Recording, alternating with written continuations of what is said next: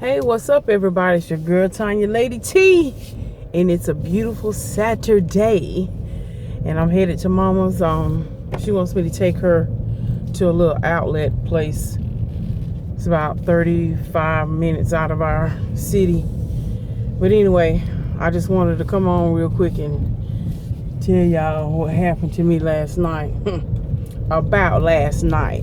That's what the video is gonna be about. Anyway, I went and got my nails done. Love it. They're nice and sparkly. Let me see if I can put them up again right quick. It's like a translucent. Oh man, it's not giving it justice. I'll have to put a picture in so y'all can see how beautiful they are. But anyway, got my nails done last night, and while I was at this nail salon, again, about last night, let me just put this out here. The Lord is so good, and he will cause things or use a bad situation and turn it around for the good. Let me see. Can y'all see it now? Anyway, I'll put a picture in there. Y'all, let me just tell you a scenario. I ain't gonna try to put all these taglines and adjectives to it. Long story short, went to the nail salon last night. A young lady comes in there with two little girls.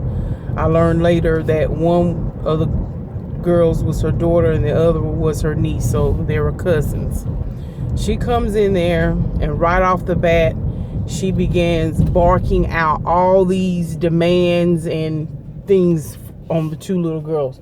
Sit down, shut up. And when I say she was very harsh, I mean, she was talking to these little girls as though they were grown women. Sit down, shut up, don't move. You better not touch nothing. Go sit right here in front of me, right here where at the nail drying booth. Told them to go sit over there, and they could look through the magazines. And they better not move and just sit there where they could see, where she could see them. I mean, oh my God, she was talking to them so harsh, just so harsh. Now, I don't know what happened pre them coming to the nail salon, if she had to get on them about them, but immediately when she began to talk, it was like she was barking at them.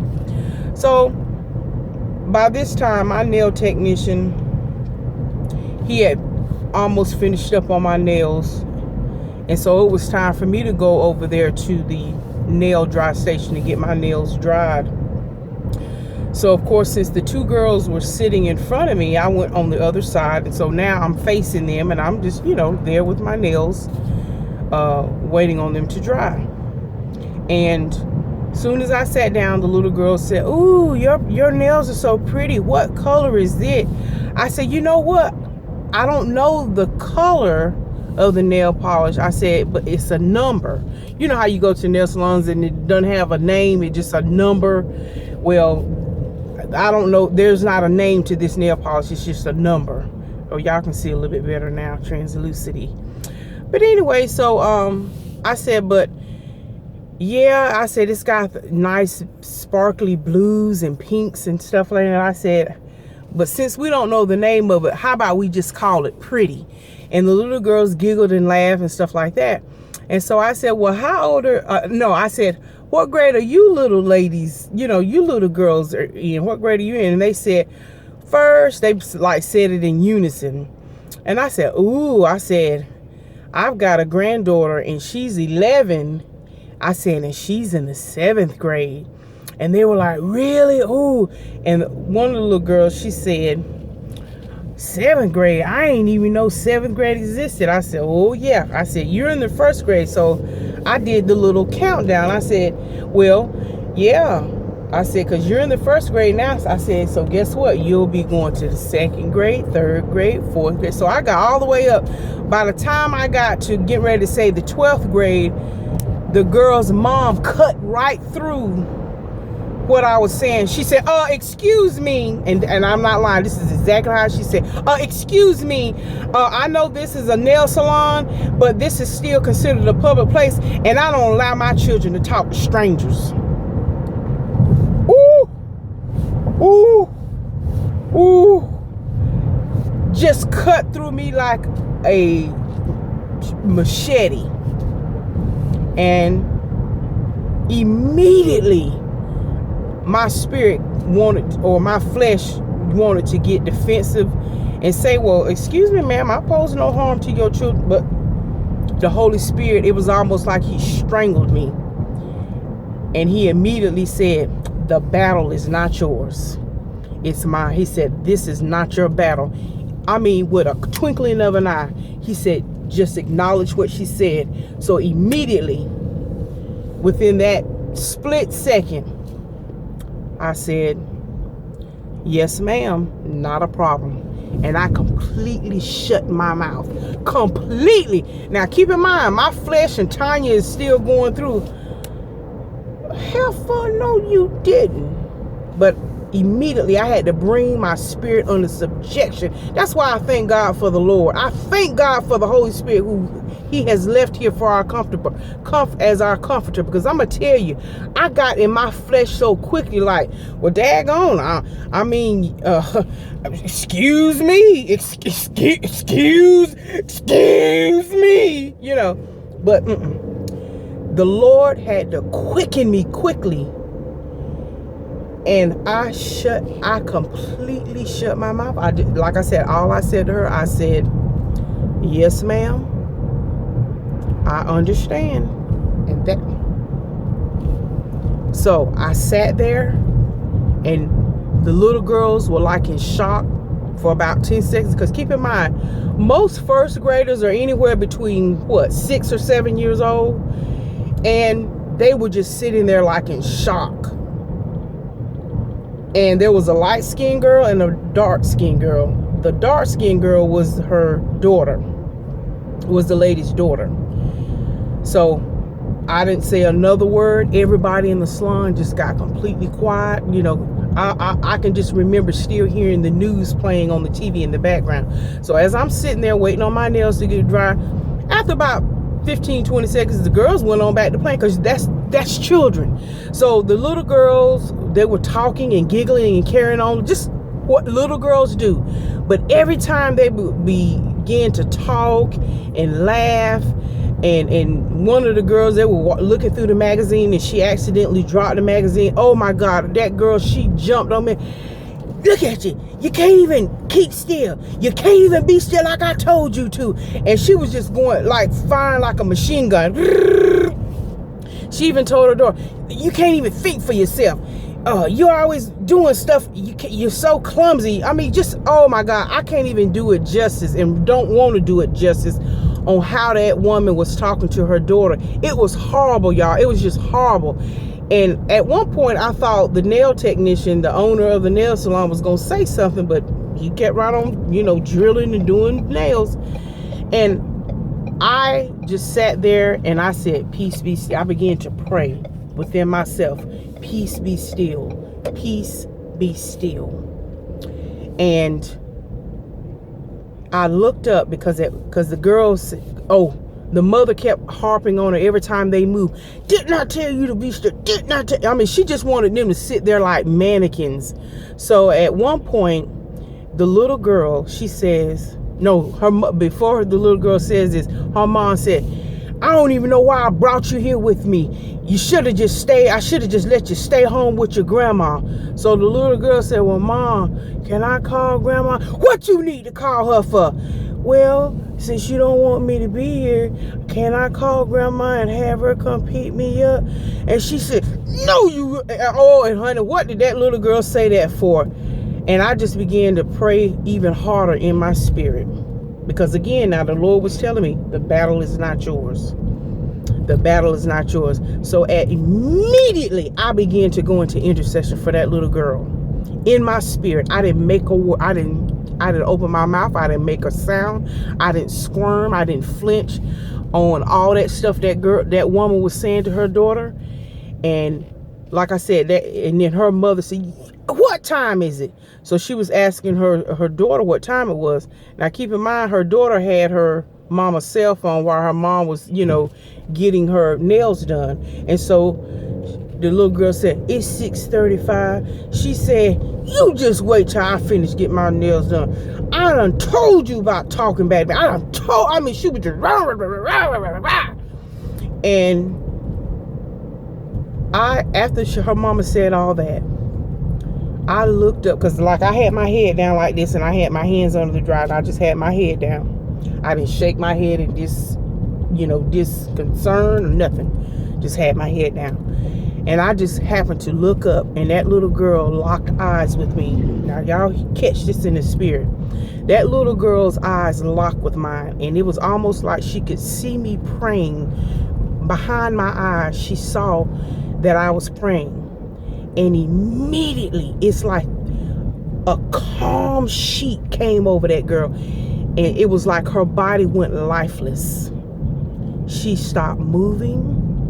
She stopped talking to her cousin. It was like peace truly went still in that little girl. God Almighty, I thank you today. That girl didn't say a word. She completely shut down, almost like I did. And I began to intercess for her. And the Lord said, I had to let you feel how she feels on a day-to-day basis. Her mama shuts her down like that on a day-to-day basis. And she shuts you down the way she shuts that little girl down every day. So I needed you talking. Now the Holy Spirit's talking to me. Now I needed you to feel what she feels every day, because that's going to be your earmark, that every time you feel that, you're going to go in intercession for this little girl that's before you, because you may not never lay your eyes on that girl a day in your life again.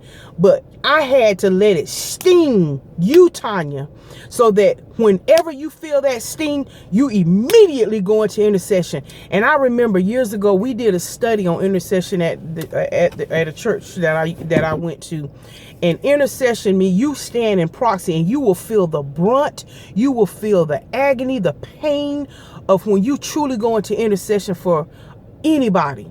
So I had to feel that. And in order for me to remember to pray for that girl in my thoughts, in my day-to-day walking, whatever I'm doing in my life, I'm going to remember how it stung, how that woman cut me off. Nobody had never come to me. My spirit is not even a spirit that would even make you think I would cause any harm.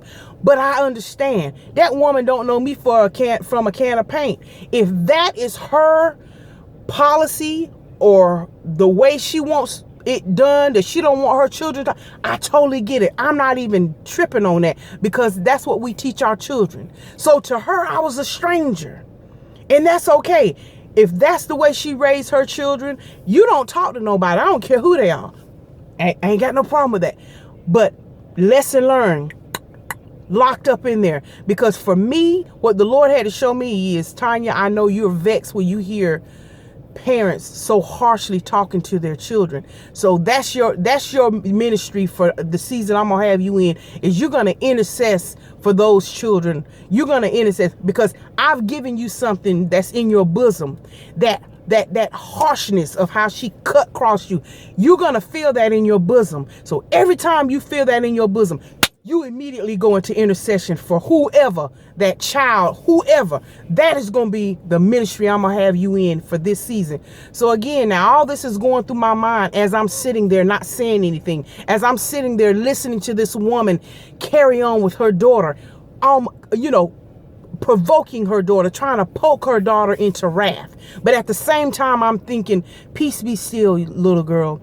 Even though your mom is being harsh, peace be still. You still got to have some obedience. So the Lord had to show me, this is what this little girl goes through every day. She's being cut off. She's being barked at. So I need you to feel the brunt of what she feels in this moment. So the Lord began to even minister to me. And like I said, that girl calmed her spirit.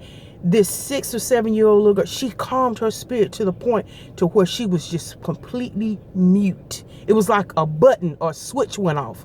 So now as I'm sitting there in intercession for her, it got so quiet.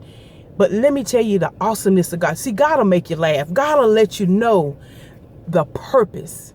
Okay, now, again, I'm sitting there, and the girl got so quiet, and her cousin was quiet too. But specifically, The girl got so quiet, y'all. Let me tell you how you know the devil is a fool. It was almost as though the mother couldn't take it. The mother is so used to barking. That child was so quiet over there. Guess what her mother said? Oh, you ain't got nothing to say now? You ain't got nothing to say now? And the child never saw a word. And then again, my flesh tried to rise up and say, you know what? Stop provoking this girl. But again, the Lord, Tanya, the battle is not yours. That girl still did never said a word. So by this time, again, we're talking about 15 minutes have gone by. So I'm about ready to get up because my nails are, almost dry. And as I began to get up, probably another 2 minutes passed by. Again, the girl, oh my God, God is awesome. He had both of us on Holy Ghost arrest or whatever you want to call it. And let me tell you, after she insulted her daughter, told her that she couldn't think for herself, she said that repeatedly. You disobedient, you don't know, you're hard-headed. She didn't say disobedient, she said you're hard-headed, you don't mind what I tell you to do, you just wait till I get up from getting my nails. And she was just and putting the girl down. But check this out, y'all, you're not even gonna believe this. As I was getting ready to get up to leave, guess what her mother asked her? Guess what her mother said to her? She said, I lie to y'all not. And I said, God, look at that. Now, after she threw all those insults at her daughter, she had the nerve to say to her daughter, she said, oh, when we get ready to leave, don't forget to remind me to go and buy some cigarettes. And it was like somebody poured cold water down my back. I said to myself, do what? And at this point, I got up. I said, God bless y'all. I said, y'all have an awesome weekend. And I said, Paul, which is my nail technician, I said, I'll call you next week to set up an appointment for my next nail appointment. And I walked out the door, and I never looked at the little girl ever again. I didn't look back at her after we had that initial eye contact. And I began to walk out the door, and I began to laugh. I said, my God. I said, now, she sat there and hurled all those insults at that little girl and made her belittle her. But yet, she called upon her daughter to remind her to get some cigarettes. I said, now, as much as she talked about her own daughter, she relies on her for that. And the Lord showed, oh yeah, that's not the only thing she relies on that little girl to do. You just were able to see a little snippet. That's why she's your assignment. And any other child is your assignment. When you see something like that happening, you are to go into intercession. And so again, lesson learned for Tanya. I don't care how holy and all this and, personable I am. I understand there are some people, they don't want you to talk to their children, because the dialogue I was having with her children and her niece was that of a pleasant one. Was that as of, showing her some attention to just notice her. So I don't know if her mom was mad at the fact that I was showing her little girl attention, something that maybe she doesn't do. But at the same time, she depends on that child for something as mediocre and non-significant as for her to remind her mama to get some cigarettes. And I thought to myself, my God, look at that. The very thing that she sat up there and hurled at her own daughter, she then had to come back and have her daughter remind her to do something that was, really insignificant. That you would depend on your 7-year-old daughter, your first grader, to remind you to go and get some cigarettes. So again, the lesson learned for Tanya, I'm never too old to learn anything. The lesson learned for me was, Tanya, going forward, everybody, I don't care how you look, how you come across, everybody don't want you interacting with their child. Even though her child is the one who posed the question to me. I wasn't doing anything behind the mother's back, because she was right there to see the whole interaction. But again, it's locked away up here. I know now going forward, if I'm going to engage with anybody, because again, I'm a stranger, but God used me as the stranger. Oh, God, I thank you. To stand in proxy, to intercede for that girl. To stand in proxy going forward. To feel what she felt. That when I feel that, I'm carrying that little girl in my bosom. I am carrying that little girl in my bosom that I'm going to lift up intercession on her behalf. So God, I thank you for that lesson. It stung, and I'm going to tell y'all, it stung like nothing I had ever felt before in that type of situation. It truly stung that girl's mom cut me to the core. Nobody's ever done that to me before, but it stung to the core. But you know what? Lesson learned. Everybody don't want you talking to their children. So guess what? Going forward, whenever somebody says or a child approaches me or asks me a question, I'm going to just make sure, hey, ma'am, do you mind me talking to your child, or you mind me answering your child's question, or whatever the case may be? Got it. I got it. And I ain't even tripping off that, because I know that that's a golden rule we teach our children: don't talk to strangers. But in that, there was a purpose for that, for Tanya, that I am now that intercessor for that little girl. And anytime I'm out and about and I feel that and I see that, you don't have to interact, Tanya. Just go into intercession. So anyway, I just wanted to just share that with y'all. I wanted to share that with y'all. That yes, I am a stranger. But just like Jesus, he also was a stranger. And no, I'm not trying to compare myself to him. But we are to be also imitators of Christ. And like I said, I know I'm going deep today, but I wrestled with that thing last night, because I was going to get on last night and do a video. But I said, no, peace be still. Tanya, take that in. Go into intercession. Lock it in. And now that I am out of my flesh and out of the excuse me mode, but truly learning what that was, what true intercession is, what it feels like to be in a position where you're truly interceding on someone's behalf. And that little girl needed me to be there, to lock eyes with her, to let her know in the spirit, guess what? You may not never see me another day of your life, little girl, but know that I will be praying for you. And I will stand in that proxy for you going forward. And because it's in my bosom, because that sting of how she cut me like a knife, she is in my bosom.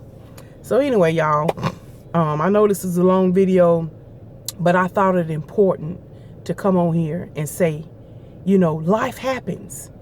And whenever time we think we got it together, and whatever time we think, you know, Lord, what can I do? He will give you an assignment. And he gave me an assignment last night. Oh, yes, he did. So anyway, thank y'all for hanging with your girl, Lady T. I know this is a long video. Maybe this is for somebody. Maybe this is for somebody that they can share. That, you know, everybody don't want you talking to your children. But I'm so glad that God used me and had to show me that, yeah, she may have meant it for bad, but I'll turn it around for the good. That you have a purpose, Tanya, that you have a purpose. So anyway, I run my mouth long enough. I'm in Mama's driveway, and gonna get her, and we gonna roll on up and do a little shopping this weekend. And then I gotta keep my grandbaby tonight. Yes. They're gonna, my son and his wife, they want to get out for a couple of hours and, you know, just de-stress from new baby and all that. So I'm gonna keep the baby for about 2 or 3 hours while they can go and do their little husband and wife thing. And so I'm looking forward to keeping my precious new grandbaby. So anyway, love y'all. God bless. And may the peace of the Lord be with you. Bye, y'all.